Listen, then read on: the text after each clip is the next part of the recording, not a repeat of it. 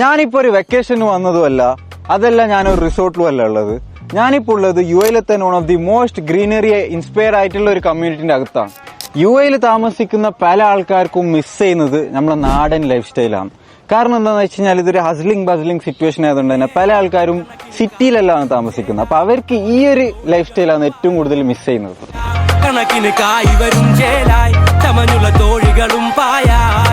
ഞാൻ എപ്പോഴും ഈ ഒരു കമ്മ്യൂണിറ്റിയിൽ വരുന്നുണ്ടോ അപ്പോഴും കിട്ടുന്ന പോസിറ്റിവിറ്റി എന്ന് പറഞ്ഞാൽ നെക്സ്റ്റ് ലെവലാണ്.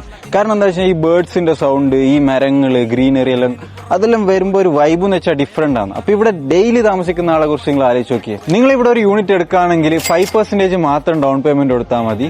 പിന്നെ പേയ്മെന്റ് പ്ലാൻ എങ്ങനെയാ വെച്ച് കഴിഞ്ഞാൽ 35% ഡ്യൂറിംഗ് കൺസ്ട്രക്ഷനും 65% ഡ്യൂറിംഗ് ഹാൻഡ് ഓവർ ആയിരിക്കും. കാരണം മസാർ 2 ലോഞ്ച് ചെയ്തപ്പോൾ ഇതായിരുന്നു പേയ്മെന്റ് പ്ലാൻ എന്ന് പറയുന്നത്. ഞാനിപ്പോൾ ഉള്ള കമ്മ്യൂണിറ്റി എന്ന് പറഞ്ഞു കഴിഞ്ഞാൽ മസാർ 1 ആണ്. മസാർ 1 അവർ ലോഞ്ച് ചെയ്തു, സോൾഡ് ഔട്ട് ആയി. പിന്നെ മസാർ 2 ലോഞ്ച് ചെയ്തു, സോൾഡ് ഔട്ട് ആയി. ഇനി വരാൻ വേണ്ടിയിട്ട് പോകുന്നത് മസാർ 3 ആണ്.